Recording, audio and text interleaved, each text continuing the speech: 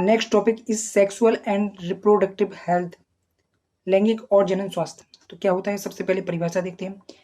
SRH को स्वस्थ शरीर, स्वायत्तता, शिक्षा और स्वास्थ्य देखभाल के लिए एक व्यक्ति के अधिकार के रूप में परिभाषित किया जा सकता है। इससे वह व्यक्ति विशेष रूप से महिला, मतलब इससे महिलाएं स्वतंत्र रूप से यह निर्णय ले सकती हैं कि किसके साथ उन्हें लैंगिक संबंध बनाना है, लैंगिक संचरित संक्रमण या अनचाही गर्भ अवस्था से कैसे बचा जाए। तो महिलाएं लैंगिक और जनन स्वास्थ्य में महिलाएं स्वतंत्र रूप से निर्णय लेने के लिए, लैंगिक संबंध बनाने के लिए, यौन संचरित संक्रमण और अनचाही गर्भावस्था से बचने के लिए, ठीक है, कि उससे कैसे बचा जाए, आदि के लिए स्वतंत्र होती है। इनमें बच्चों के जन्म के समय या दो बच्चों के जन्म के बीच के अंतराल संबंधी निर्णय लेना आदि भी शामिल है। ये मानवाधिकार, सार्वभौमिक, अविभाज्य और निर्विवाद है। एसआरएच का महत्व, तो इसको एसआरएच को क्या एक प्रकार से मानवाधिकार माना जाता है। एसआरएच का महत्व है, एसआरएच संबंधी शिक्षा उन्हें उनकी लैंगिकता, यौन इच्छा, लैंगिक पहचान और अभिव्यक्ति के बारे में महत्वपूर्ण जानकारी देती है। एसआरएच संबंधी शिक्षा लोगों को उनकी लैंगिकता, यौन इच्छा, लैंगिक पहचान और उसकी अभिव्यक्ति के बारे में महत्वपूर्ण जानकारी देती है।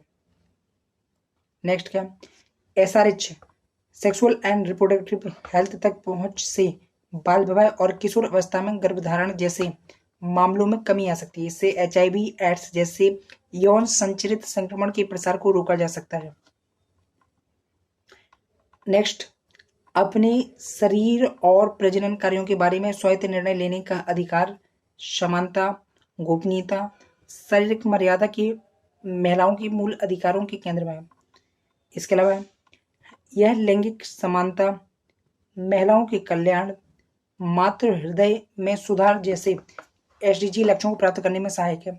एसआरएच सार्वभौमिक स्वास्थ्य कवरेज प्राप्त करने के लिए महत्वपूर्ण है। तो एसआरएच सार्वभौमिक स्वास्थ्य कवरेज प्राप्त करने के लिए महत्वपूर्ण है। लोगों द्वारा सामना की जाने वाली एसआरएच से जुड़ी चुनौतियां कौन कौन सी हैं। तो सबसे पहले परिवार नियोजन और गर्भपात के लिए सांस्कृतिक मानदंड।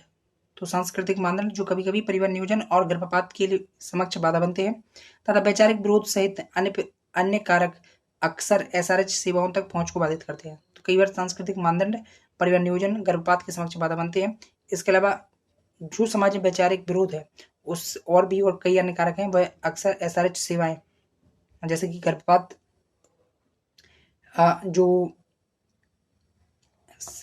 सेक्स के दौरान जैसे यूज करने वाले जो उपकरण है जैसे कि कॉन्डोम्स वगैरह आदि के उपयोग को इससे हतोत्साहन होता है।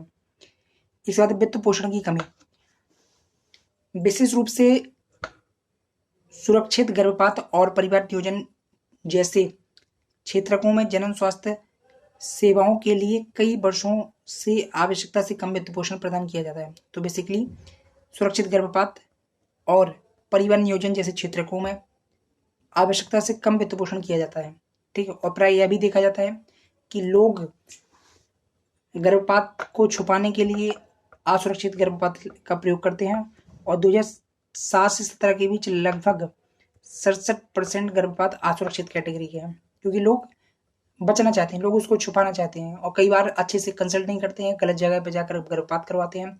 ऐसे में फाइनली उनके लिए भी कैजुअलिटी का कारण बन जाता है। राष्ट्रीय नेशनल फैमिली हेल्थ सर्वे 5 इंगित करता है कि 5 से 19 आयु वर्ग की 18% लड़कियों की पारिवारिक गर्भ निरोधक संबंधी आवश्यकताएं पूरी नहीं हुई, क्योंकि इस आय वर्ग के लोगों को अपने जो इनके व्यक्तिगत संबंध होते हैं उन मामले में परिवार का विरोध करना पड़ता है, उनको गोपनीय रखना पड़ता है उन संबंधों को। तो ऐसे में कई बार क्या उनके पास जागरूकता नहीं होती है। जब जागरूकता नहीं होती है तो गर्भ निरोधक संबंधी जो उन्हें जानकारी मिलनी चाहिए थी या जो गर्भ निरोधक का वो इस्तेमाल कर सकती थी वो नहीं कर पाते हैं।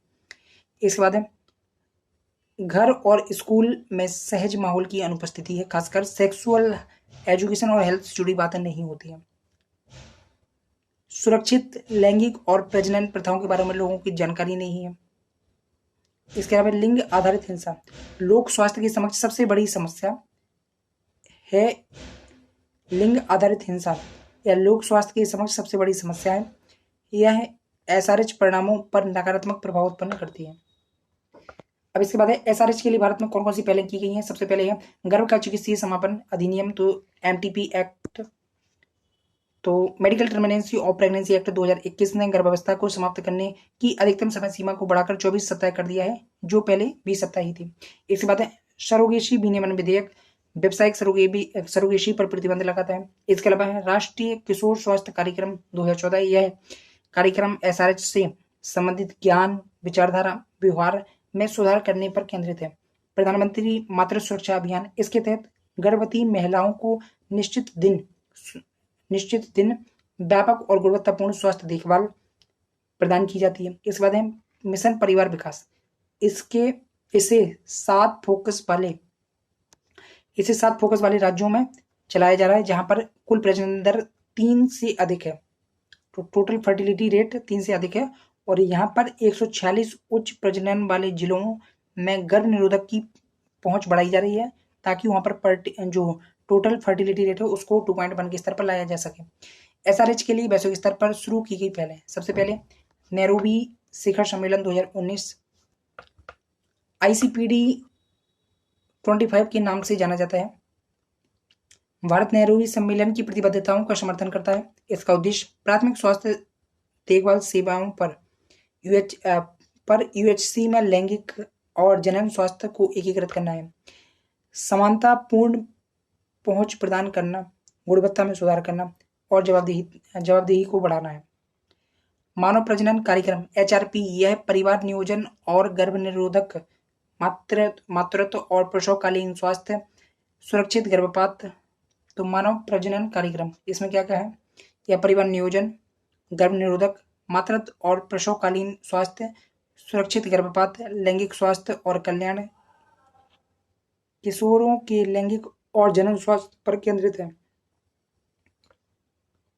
अब क्या क्या किया जा सकता है? सबसे पहले है जनन स्वास्थ्य में मासिक धर्म, स्वास्थ्य और सफाई को शामिल करके स्कूलों और स्थानीय समुदायों में मासिक धर्म के बारे में बातचीत शुरू की जा सकती है। तो स्कूल में जो जनन स्वास्थ्य में मासिक धर्म स्वास्थ्य और सफाई स्वास्थ्य शामिल करके इनकी थोड़ी स्कूल के स्तर पर इनकी जानकारी बढ़ाई जा सकती है। बजटीय आवंटन बढ़ाया जा सकता है। वित्तीय कार्य नीतियों में महत्वपूर्ण भूमिका को पहचानने की आवश्यकता है। इससे बेहतर स्वास्थ्य परिणाम, सार्वभौमिक स्वास्थ्य कवरेज, सेवा वितरण की लागत प्रभावशीलता की दिशा में एक सक्षमकारी परिवेश को तैयार करने में मदद मिलती है। सामाजिक स्तर पर महिलाओं के sexual and reproductive health rate से जुड़े सहायक कानूनों, नीतियों और संस्थागत प्रथाओं को बढ़ावा देने की आवश्यकता है। भौतिक और तकनीकी अवसंरचना के माध्यम से ऑनलाइन हस्तक्षेप के जरिए गर्भ निरोधक, एसआईटीज परीक्षण आदि की पहुंच को में सुधार लाया जाना चाहिए। इसके अलावा एक मजबूत स्वास्थ्य प्रणाली के निर्माण के लिए एचआईवी और एड्स तथा सेक्सुअल एंड रिप्रोडक्टिव हेल्थ से जुड़ी सेवाओं का प्रभावी एकीकरण किया जाना चाहिए। एचआईवी, एड्स और सेक्सुअल एंड रिप्रोडक्टिव से जुड़ी जो हेल्थ सर्विसेज हैं उनका आपस में एकीकरण किया जाना चाहिए।